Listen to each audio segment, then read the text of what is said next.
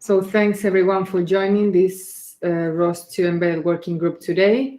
My name is Maria Merlan. I am here with Pablo Garrido, the Technical Manager of Micro-ROS. And we are hosting this group, as you know. This document I'm sharing with you gathers the detailed agenda for today. So, in this document, it would be appreciated if you can add your names to the attendee list. So today, as you have seen in the agenda, we have as invited speaker, Felipe Neves from Espressif. He is a senior embedded software engineer, and he will conduct a live code demo. And then Pablo will be presenting two topics. Pablo is embedded system developer here at Proxima and is also the technical lead of the Micro-ROS framework. And the first topic will be a presentation of this new feature, the Wi-Fi transport that is available now in the Renesas microcontroller RA family. That, as you know, is the Micro-ROS reference board. So some visual material will be presented. And the final topic is about a new project that can be very interesting for the embedded community, which is rosrider. So we will learn about rosrider and the collaboration with Micro-ROS. And if any of you wish to treat any other topic, please add them into the miscellaneous section of this document, and it will be discussed after the meeting. So thank you very much all for joining. And there will be some time after each presentation for questions and answers. So let's start with the first speaker, Felipe. Are you ready to start? No, he said that his speaker is mute and he will rejoin this. Okay. Rebooting the computer or something. Okay. So maybe we can move to the second. No, he's again. He's here. Can you hear us now, Felipe? Hi, folks. Now it's working correctly. I can hear you. Okay, perfect. Great. So, are you ready to start?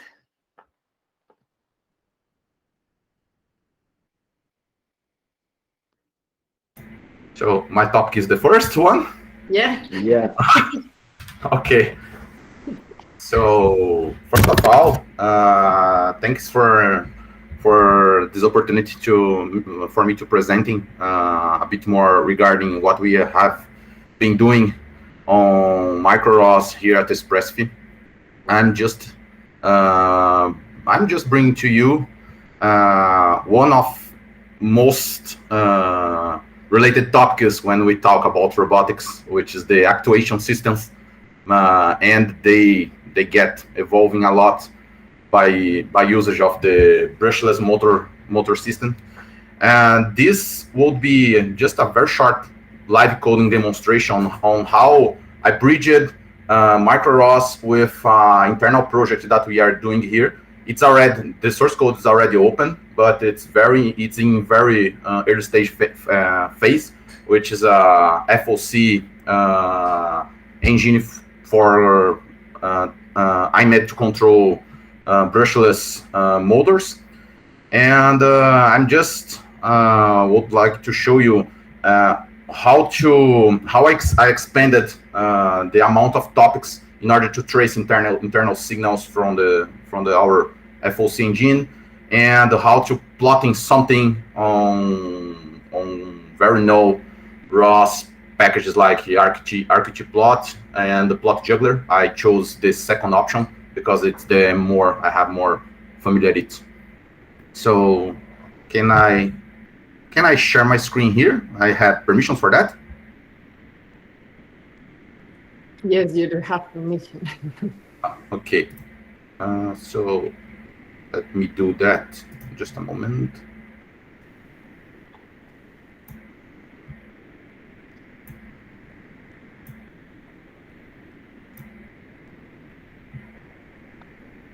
Can you see my screen? Yes. Yeah, I'm just using my entire screen because I have lots of window to show you. So here, my development workbench. Here I created, can you see my virtual machine on the screen? Yeah. Okay. I created a ROS2 virtual machine because my Ubuntu, I update my Ubuntu distribution and it's not the focal fossa anymore. So I had to create a virtual machine for that purpose. And this one, I think most of you already played with Micro-ROS, knows is the log of the Micro-ROS agent. And as you can see, my FOC engine is sending a lot of data here. And the last one, I think,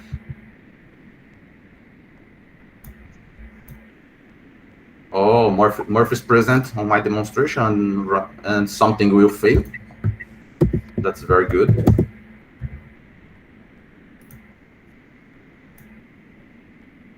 Cheers, where are you?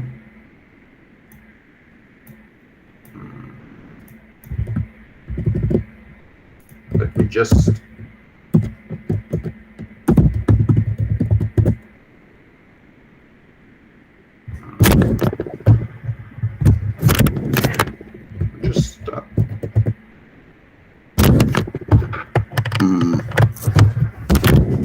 will not see any motor spinning today, just because my webcam is trolling me. Let me see if I can swap my camera here.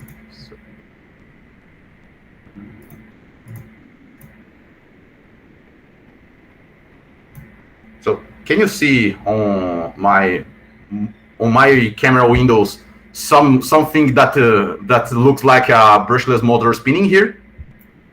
Yes. Okay, so that's okay. So this is the thing I'm intending to show you. First of all, what bring to the VS Code. One thing we are developing here is the SPFOC, which is our future engine for motion control. It's more intended to be used with ESP32S3, but it's compatible with ESP32. S2 is also supported, but we expect it to be a bit more to have a bit less performance, because most of the FOC engine was written using floating point arithmetic and rely on the hardware FPU that ESP32 and S3 have. And I also included on this component, which is currently available on the GitHub. I will drop the link later. We have a simple sample for bridging it on Micro-ROS. So based on that, I created a standalone project, and using the componentization system of the SPIDF, I pulled our vector controller engine. And for those that played with Micro-ROS on SP32, this is the Micro-ROS SPIDF component, which is one of the very convenient solution to bring the Micro-ROS support for the SP32 chips. So here you find all the basic infrastructure to select something more targeted to ROS sides, like things that I change a lot. For example, is the number of publishers, number of services, number of nodes, what kind of transport I would like to use. Since SP32, we ported the Wi-Fi and the Ethernet network interface card from the Micro-ROS SP component. For SP32, you can take advantage of the UDP transport, allowing you to send higher bandwidth of data. And I just tuned this 2 points in order to have more things to publish from my board, add two subscribers in order to send commands from ROS to command line interface or another node to the main component of the to the FOC control engine. Also, you might find some kind of configuration when you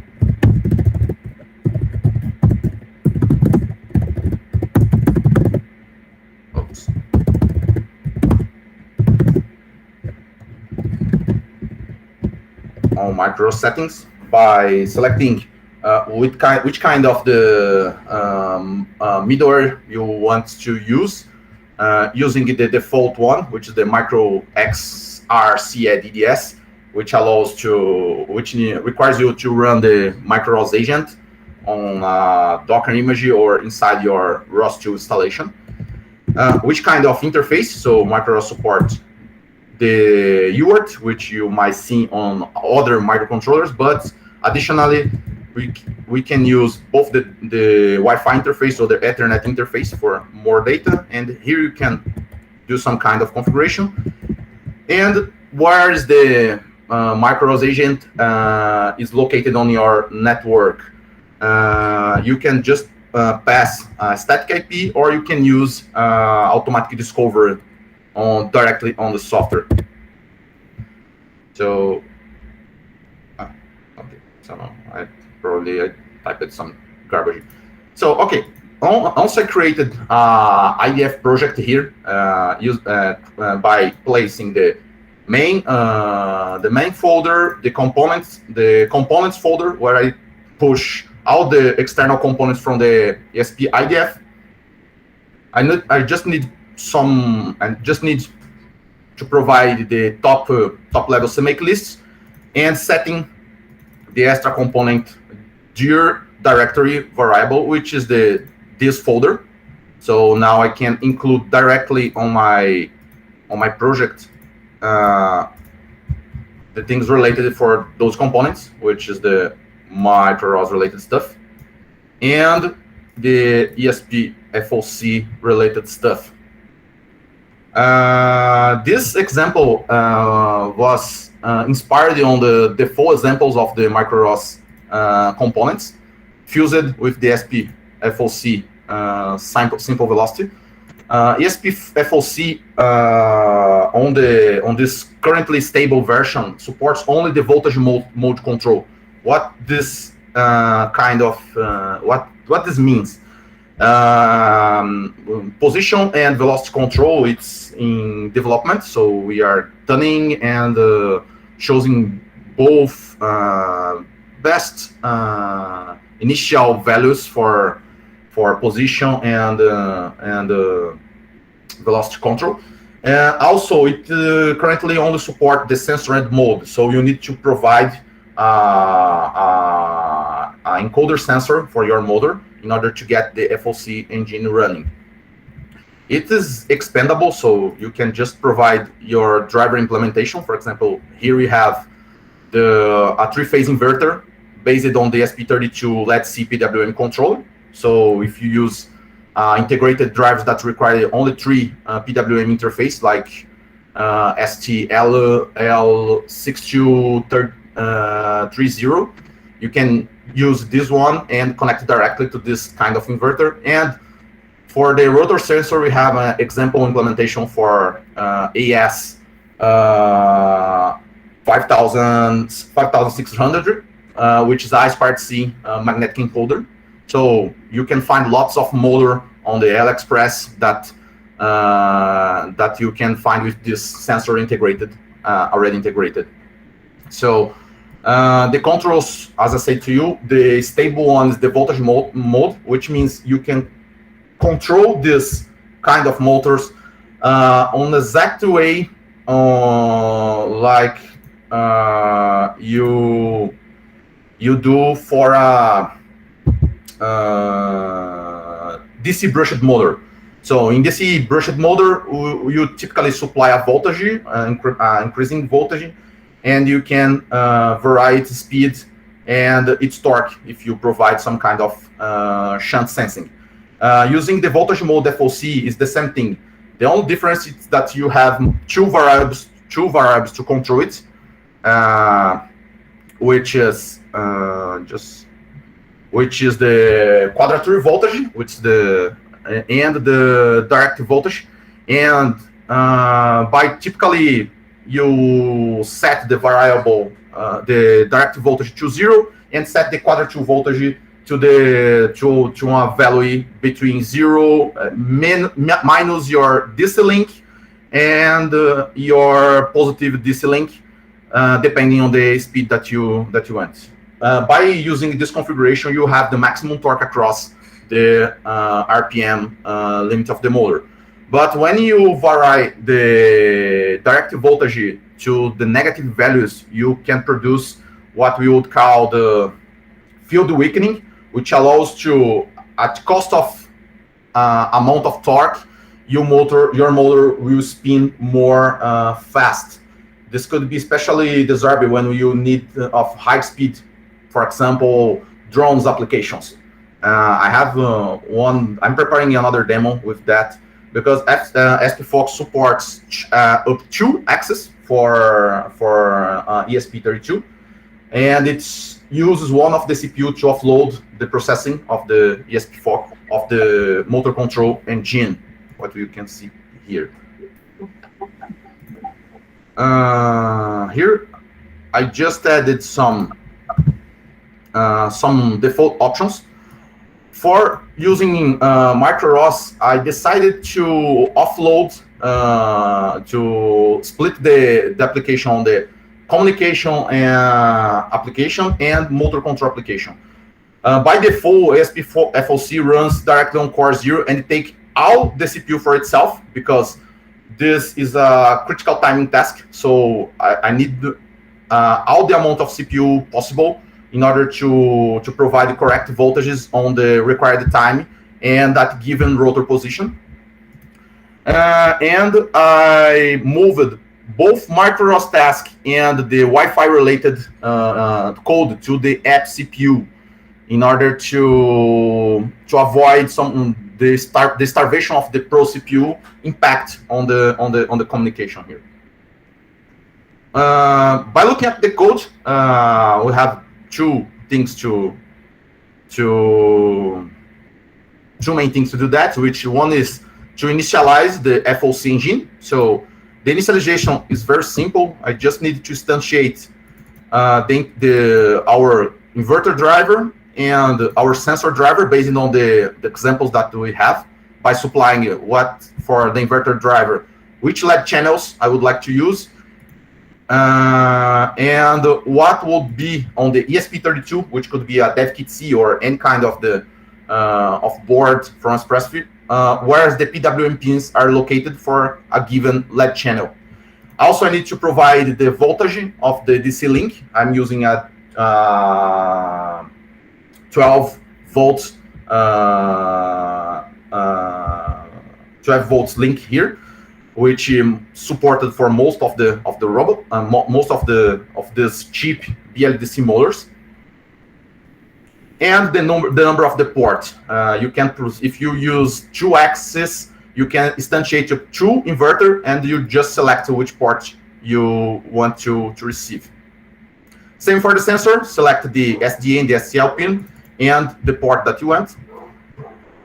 And for initializing the FOC, it's simple. You just create a global access structure, which contains all the information related for the control of the of runtime control of SP FOC, and you provide some kind of settings depending of your motor. So you can supply the position control and the speed control rate execution. So the number of motor pole pairs, special attention on this field, because when it's typically common to find on the motor datasheets that they provide you the number of poles of the motor. So when you find this information, just pick this amount and divide by 2, and then you have the pole pairs of motors.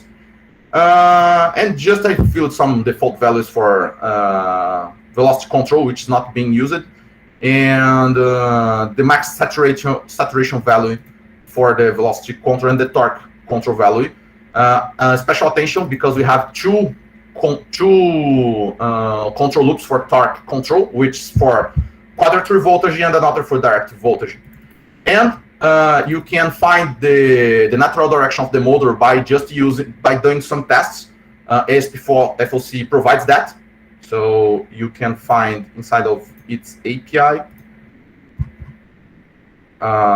the test motor, where you can widen your motor, and it will start to run the motor in two directions. And if you see the expected behavior, that's it.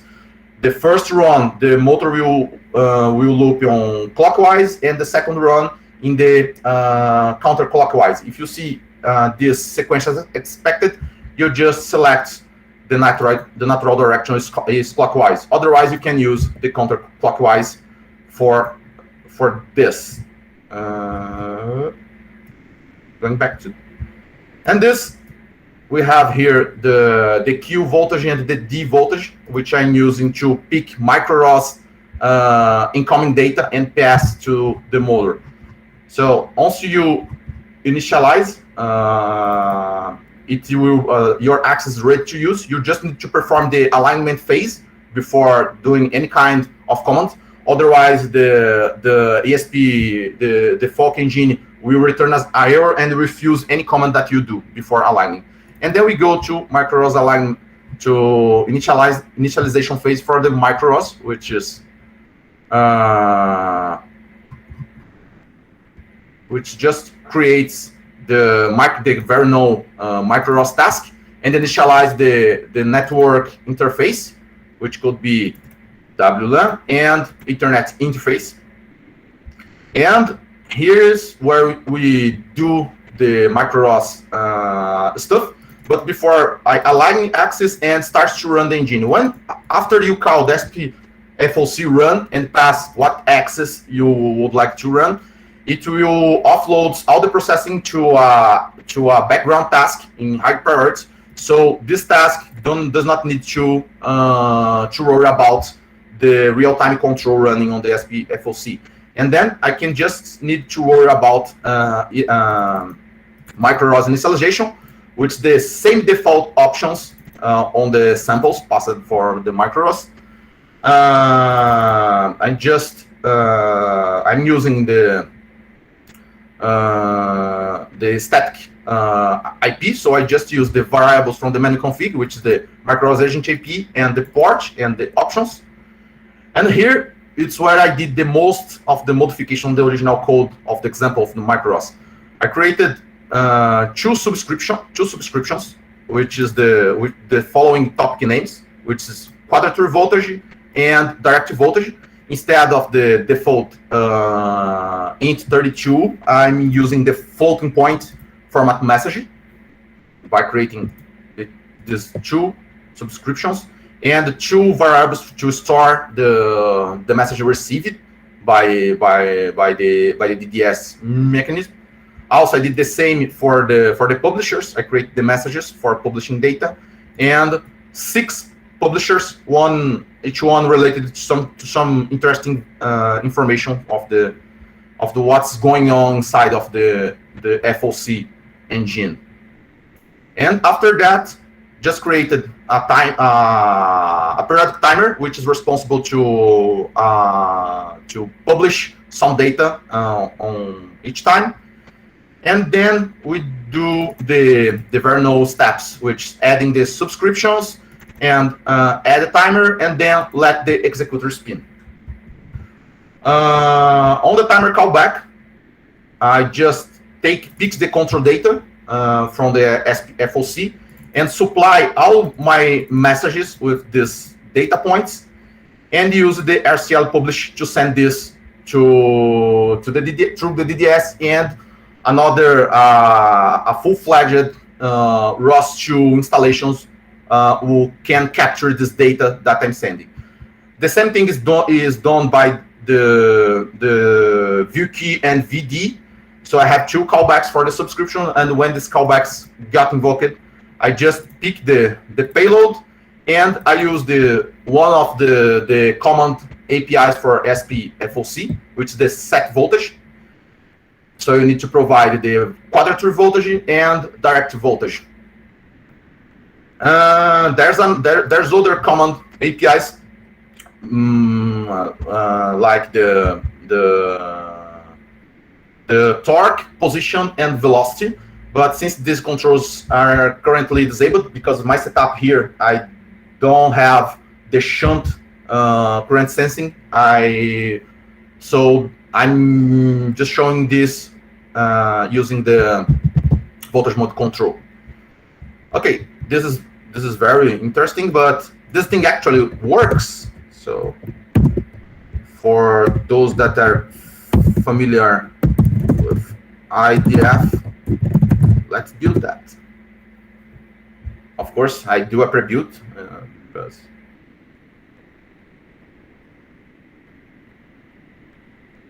while this, as you can see,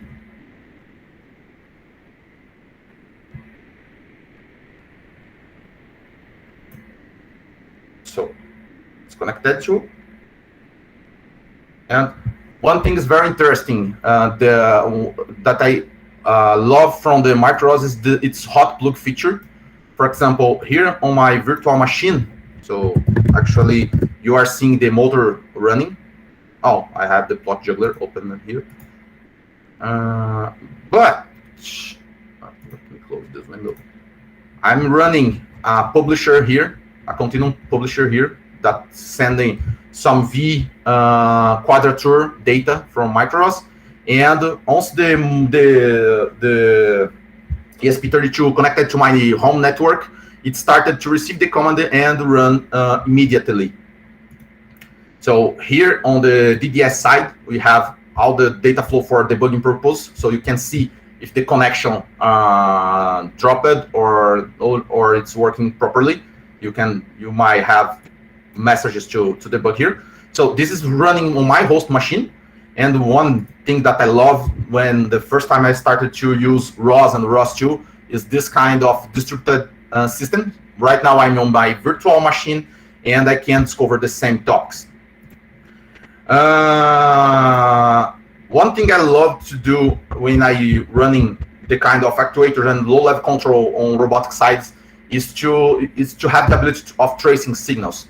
So I used the architecture plot for some time, but then I got the plot juggler component, which is another ROS2 component, which could be installed using the apt, just selecting your ROS distro. You can use the ROS topic subscriber. So here you can see all the topics that's being published by my board here. So just let me do something before. Let's show a bit more, something a bit more fast here. I will provide the half of my DC link voltage. So you probably, did you see the huge speed increment, incrementing, or the image is too, or the image does not let you to see that? Even here. Got it. So, and I also can do something more. So I can got back to 0.16 millivolts to speeding. Oops. You need the space. Yeah, so we have it running very slow. So just to illustrate to you, if you can, since you can control it like a DC motors, if you would like to invert the rotation orientation, just supply a negative evaluate voltage, and you can have the motor spinning on the same speed on the opposite direction. And I can also finally send the tracing. One thing, it's I'm sending the data, but the SPFOC updates the data on a microsecond time scale. So rotor position is the most visible data that I can capture. So I can put inside on the plot juggler, and then I can spin, pick its payload, and push. So you can see something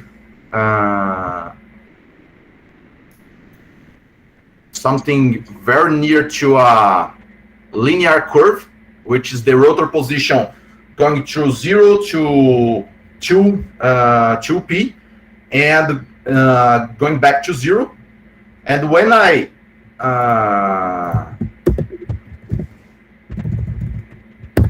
change the signal, you see the curve. Also, the curve orientation was also swapped. Also, I can see here, if I would like to, the commands that I'm sending to the motors. So here we have the VQ, and just drop it. So we have here 16 millivolts. So when I swap this value, let's put 2.0, it will start to run fast. But let's do something more interesting. Here's it. So I'm pushing some negative value to directive voltage in order to, I'm not sure if you can see the increasing of the speed, because now it's very fast. So I'm exchanging a bit more of torque. So now, as you can see here, the command voltage also gets updated on the plot juggler, and you can turn off and see one graph at a time. I will show to you, but it gets very distorted because the update rate is the voltage presenting on the inverter. So you can also have the access to the three-phase voltage. As you can see, does not look like a perfect sinusoidal voltage. Let me see if I can capture my oscilloscope here. First of all, let me increase a bit more of the speed.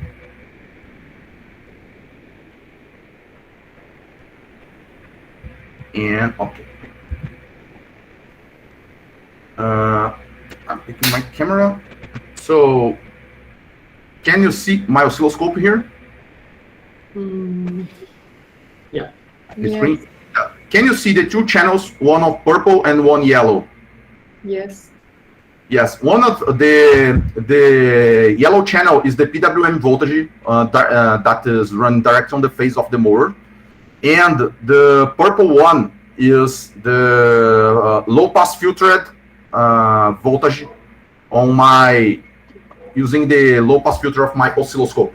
So here you can see a perfect a near perfect sinusoidal voltage, and this is that I'm currently trying to represent on the plot juggler. But since oscilloscope can capture this fast variations, but plot juggler get the signal very subsampled, so we end up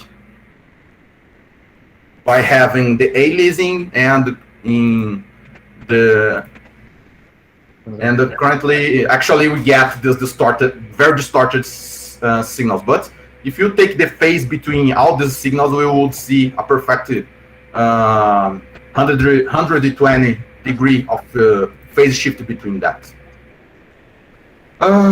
Okay, folks, I think this is most of I have to show you a bit of more real-world applications for using Micro-ROS and how to bridge it to your next smart actuator. and using ESP32 as a motor controller. A fun fact about this demonstration, I came with this idea on the last year because I heard for a colleague that the following phrase, ESP32 cannot do BLDC motor control or any kind of motor control. Then I took this a bit personal. So I came up with this project, and we hope to get as soon we can the plus advanced features in order to provide also, along with Micro-ROS, the ability for other people to do your own smart actuator or your own robotics applications using the power of ESP32 and the Micro-ROS subsystems integrated natively with ROS2. I think that's all from my side. I would like to hear any questions if you have. Otherwise, we can move to the end of the presentation. So, Maria, back to you. Thank you. Thank you very much, Felipe. It's a pleasure to have you as always. Maybe we have some questions from the audience. Yes, just a comment, and I think that it can be interesting also to set these couple of parameters that you are adjusting using subscribers. Maybe for this use case, using parameters is also a good option, because it's allows you to use the ROS2 interface to set values. Yeah. Just an idea. This is very interesting. Oh yes, I see Marius typing. I need to provide the GitHub link for that. One thing I did not find yet on the ROS2 is something targeted to motor control or even standard message for that. Yeah. But my intention is to have on the near future a complete data, you passing my completing control data using a single topic in order to create 6 publishers and managing them individually. Yeah. Okay. If there's no any further comment, we can move to the next section where Pablo will be presenting the Wi-Fi transport support in the RA family. Okay, so I will present today a couple of things. The first of them is like the official presentation of the Wi-Fi transport that we have port to the, as you might know, the official Micro-ROS board with like industrial support. That is the RA6M5. As you may know, this is a Renesas family that is based in Cortex M33, and now they are providing us these new Wi-Fi modules based on a PMOD module that basically are like Wi-Fi interfaces for these IoT and robotic and industrial boards of Renesas. The module is a 2.4 GHz Wi-Fi module with support for the N version of the Wi-Fi standard. It comes with the super common PMOD interface with an UART and a high-speed UART, and it's configurable by 80 commands. Now this is completely integrated in the Micro-ROS component for the Renesas C Square Studio, and the transport has been written using the Amazon Web Services Secure Socket library for the Renesas FSP. The FSP is the HAL libraries that Renesas provides, and we have complete instructions in the Micro-ROS for Renesas component. Here you can see, as always, that we have step-by-step configuration using the Renesas C Square Studio IDE in order to get all the things working. We also have a video with the detailed instructions and some demo applications. We have prepared it here on Proxima, and you can follow this step-by-step in order to get the RA6M5 working with the Wi-Fi. Okay, and that was almost all. Some profiling and benchmarking we have achieved using 400 topic sites about 45 kilobytes per second. But remember that we are using a PMOD high-speed UART interface in order to control the Wi-Fi modular using 80 commands. So maybe this speed is completely related to the maximum baud rate of the UART interfaces. By now, we only support TCP, which is interesting because TCP is not a common transport in Micro-ROS, but this library does not support UDP yet, because we know that Renesas is implementing the UDP support for the FSP library. So we provide the transport in the TCP mode.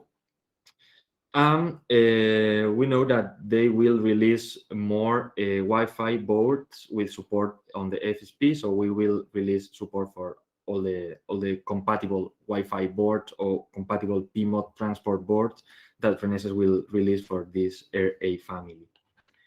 And this was the first topic that I would like to mention.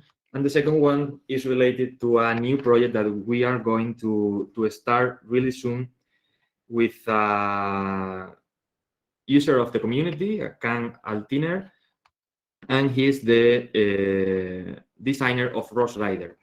Rosrider, as far as we know, because we have been talking a little bit with him, is a generic open source hardware controller for motors with encoders.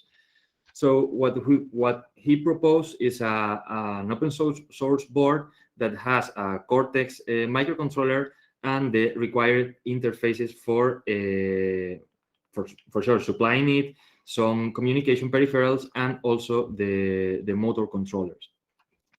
You can see more information here and all the details, but the interesting point of this board is that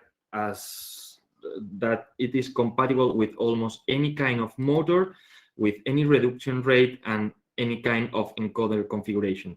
And this is because the MCU has hardware peripherals for controlling the encoders, and I guess that also the H bridges for actuating on the motors.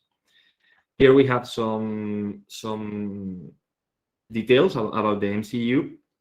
This is a normal MCU of Texas Instrument, and it has the required memory and peripherals that Micro-ROS need. And the point is that the original port was done over ROS serial, so this only works with ROS 1. And our plans is to port this, to make a port of Micro-ROS for this board in order to have this generic interface for controlling motors in Micro-ROS.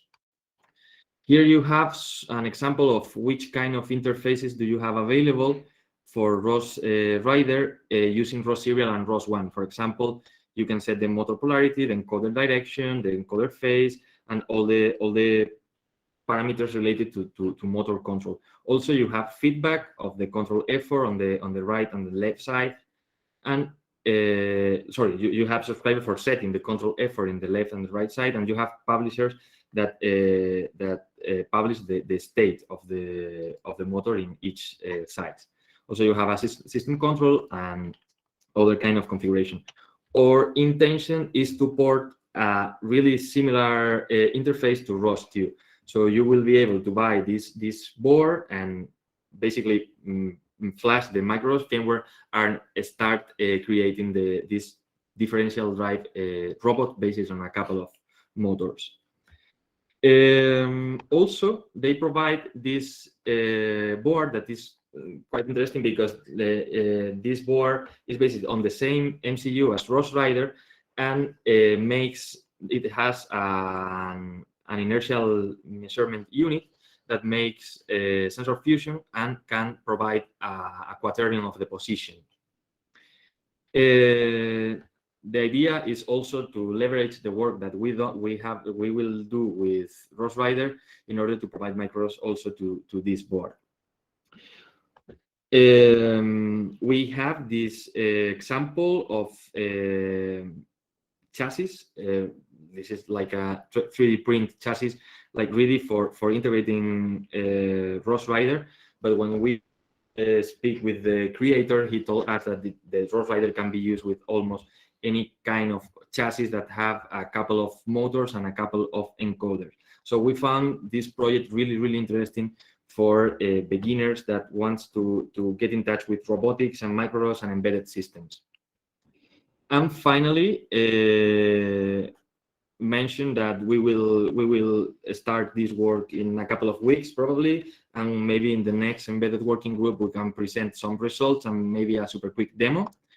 Finally, we have here a couple of videos. One of the FX IMU working. Here you can see how ROS1 is publishing the quaternion. And in the other video, we can see a demo of the rosrider working with some sort of visual artificial intelligence for setting the position using visual algorithms. But this is just the robot that we will port to Micro-ROS, and hopefully we can have some cool demos using this platform. And I think that this is all on my side. So just a quick question from Jan here. So there's no operating system, so it's a bare metal?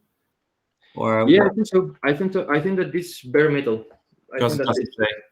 In fact, I think that you are not, of course you can, because this is open source and you can modify the firmware, but the board is not really intended to do like embedded development. It's just intended to be like plug and play, no? Like you plug the board and you have all the ROS2 interfaces ready for interface with your navigation stack or something like that.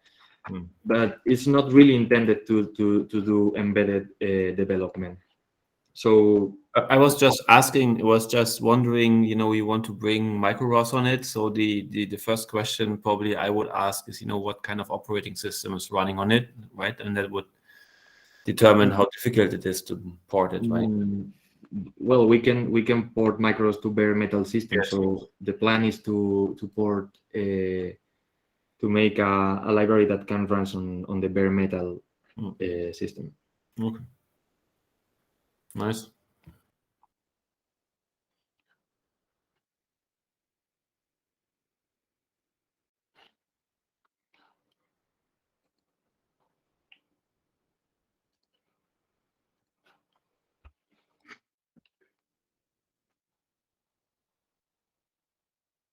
Is there any further comment? I have put the videos here so you can check them later if you want. And we can share the slides as well.